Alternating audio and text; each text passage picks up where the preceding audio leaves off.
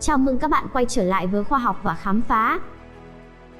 Trong một báo cáo từ lực lượng đặc nhiệm Hoa Kỳ điều tra về UFO, hay theo thuật ngữ chính thức là UAP, hiện tượng trên không xác định, đã không xác nhận cũng không bác bỏ ý kiến cho rằng những lần nhìn thấy các vật thể này có thể là do người ngoài hành tinh viếng thăm trái đất. Vào ngày 25 tháng 6, Văn phòng Giám đốc Tình báo Quốc gia Mỹ ODNI đã công bố một báo cáo tình báo chưa được phân loại có tiêu đề đánh giá sơ bộ, hiện tượng trên không xác định. Tài liệu này là một phiên bản ngắn gọn gồm 9 trang của một báo cáo lớn hơn đã được phân loại và gửi cho các ủy ban dịch vụ vũ trang và dịch vụ của Quốc hội Hoa Kỳ. Báo cáo đánh giá mối đe dọa do các hiện tượng trên không xác định gây ra và những tiến triển mà lực lượng đặc nhiệm các hiện tượng trên không xác định của Bộ Quốc phòng đã đạt được trong việc tìm hiểu mối đe dọa này. Báo cáo tất nhiên không kết luận UFO là tàu vũ trụ của người ngoài hành tinh, thay vào đó, nó cho thấy lực lượng đặc nhiệm đã không đạt được nhiều tiến triển kể từ khi được thành lập lần đầu tiên cách đây 10 tháng. Có lẽ điều này không có gì đáng ngạc nhiên đối với một nhiệm vụ kiểu như vậy. Tuy nhiên, bản thân sự tồn tại của lực lượng đặc nhiệm đã là một điều không tưởng đối với nhiều người chỉ một năm trước. Đây là một sự thay đổi chính sách rộng lớn chưa từng có của Hoa Kỳ, theo hướng thừa nhận UFO là hiện tượng vật lý dị thường có thật, đáng được phân tích khoa học và quân sự sâu rộng. Số ít UFO có vẻ đã sử dụng công nghệ tiên tiến chưa từng có trên trái đất. Báo cáo giữ lại các chi tiết cụ thể về các UFO. Trong 144 lần bắt gặp chúng, hầu hết được thực hiện bởi các phi công quân sự từ năm 2004 đến năm 2021. Phát hiện chấn động của báo cáo là một số ít lần UAP xuất hiện đã chứng minh chúng sử dụng các công nghệ tiên tiến. Số ít này là 21 trong số 144 UFO. Các đối tượng này dường như đứng yên trong gió trên cao, di chuyển ngược chiều gió, di chuyển đột ngột hoặc với tốc độ đáng kể mà không có động cơ đẩy rõ ràng. Trong một số ít trường hợp, các hệ thống máy bay quân sự xử lý năng lượng tần số vô tuyến có liên quan đến việc nhìn thấy UAP. Những đặc điểm mô tả bên trên cho thấy, một số UAP có thể được điều khiển thông minh và bằng sóng điện từ, vì chúng không bị gió thổi và phát ra tần số vô tuyến. Vào tháng 3, cựu giám đốc tình báo quốc gia John Ratcliffe nói với Fox News rằng, một số báo cáo mô tả các vật thể này di chuyển với tốc độ vượt quá rào cản âm thanh mà không gây ra tiếng nổ siêu thanh. Tiếng nổ siêu thanh là sóng âm được tạo ra bởi các vật thể di chuyển nhanh hơn tốc độ âm thanh. Không có máy bay nào được biết đến hiện nay có thể di chuyển nhanh hơn âm thanh mà không tạo ra tiếng nổ siêu thanh. Việc báo cáo được công bố là một dấu mốc quan trọng trong lịch sử về bí ẩn UFO. Trong phần lớn lịch sử thời hậu chiến, các báo cáo về UFO đã bị các cơ quan nhà nước của Hoa Kỳ coi là kiến thức không phù hợp, hay còn gọi là ô nhiễm thông tin, thứ cần được loại trừ, bỏ qua hoặc lãng quên.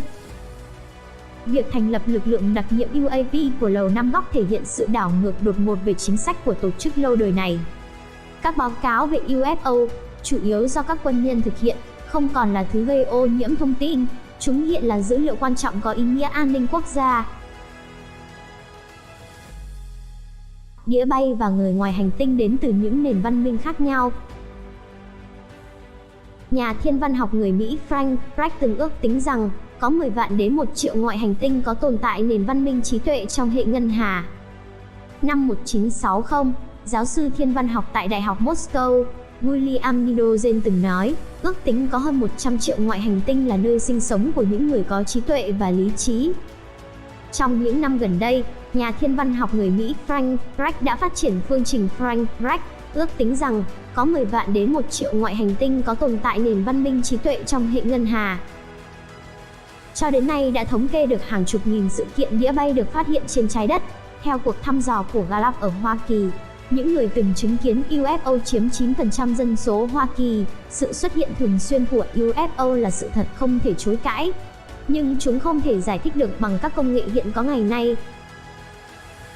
Trong hội nghị nghiên cứu hiện tượng vũ trụ Nam Mỹ, các chuyên gia đã công bố 13 loại đĩa bay: hình quả trứng, hình quả bóng, hình đĩa bay, hình tròn, hình điếu xì gà, hình cốc, hình bánh đà, hình sao thổ, hình bán nguyệt, hình con quay, hình mái vòm, hình bầu dục và hình đĩa, được chia thành 132 chủng loại. Với rất nhiều chủng loại đĩa bay, chúng ta biết rằng người ngoài hành tinh không chỉ đến từ một hành tinh, mà chắc chắn đến từ nhiều hành tinh khác nhau. Trong số các đĩa bay này, người ta phát hiện ra có một mẫu hạm siêu khổng lồ, qua lại giữa hành tinh của họ và trái đất. Do không dễ dàng cất cánh sau khi hạ cánh xuống trái đất, nên khi đến thời không của trái đất chúng ta, thì nó phóng ra những đĩa bay nhỏ. Sau khi hoàn thành nhiệm vụ, những đĩa bay này sẽ lập tức trở lại mẫu hạm. Đĩa bay có một hiện tượng đặc thù là chúng có thể biến mất trong nháy mắt. Hầu hết các chuyên gia tin rằng loại hiện tượng này là do nó thâm nhập vào các thời không khác nhau mà biến mất. Thời không khác biệt này tất nhiên không phải là thời gian và không gian mà chúng ta nhận biết được, tức là vượt ra ngoài thời không 4 chiều mà con người nhận biết được. Hoặc cũng có giả thuyết cho rằng UFO, người ngoài hành tinh có thể là những du hành gia thời gian đến từ tương lai. Nhân loại đã cố gắng tìm kiếm những bằng chứng về sự tồn tại của người ngoài hành tinh trong vài thế kỷ qua, nhưng những nỗ lực này cho đến nay đều không đạt kết quả mong muốn. Có những giả thiết cho rằng chính phủ Mỹ đang bí mật tiến hành nghiên cứu về người ngoài hành tinh qua sự phát hiện của các con tàu vũ trụ. Điều này có thể đúng, nhưng phải thừa nhận rằng cho đến nay tất cả các cuộc tìm kiếm chính thức về sự sống ngoài trái đất đều chưa có kết quả. Theo Michael Masters, giáo sư nhân loại học tại Đại học Công nghệ Montana, UFO không phải do người ngoài hành tinh đến từ một hành tinh khác, mà là do nhà du hành thời gian đến từ tương lai. Đây là nguyên nhân khiến nỗ lực tìm kiếm người ngoài hành tinh trên thực tế đều dẫn đến kết quả thất bại. Nếu các vật thể không thể xác định được rằng chúng đến từ các hành tinh khác, và cũng không thể giải thích được bằng các công nghệ hiện có trong thế giới của chúng ta, có lẽ chúng thực sự xuất hiện từ tương lai. Trên thực tế, giả thiết này không phải là điều đáng kinh ngạc, bởi có một thực tế là khoa học có lượng lớn bằng chứng về việc nhìn thấy UFO, trong khi không có bằng chứng nào về sự tồn tại của người ngoài hành tinh. Để giả thiết du hành thời gian được chấp nhận, cần có sự thay đổi về phương pháp nghiên cứu định tính trong ý thức của con người, nhưng việc phát minh ra cỗ máy thời gian vẫn nằm trong khả năng vẫn tồn tại. Do đó, rất có thể những tàu vũ trụ của tương lai sẽ có thể, hoặc đã có thể, du hành xuyên thời gian đến trái đất của chúng ta.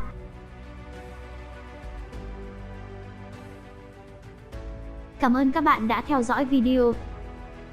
Nếu thấy video này hay, đừng quên like và đăng ký để nhận những video mới nhất từ khoa học và khám phá nhé. Xin chào và hẹn gặp lại.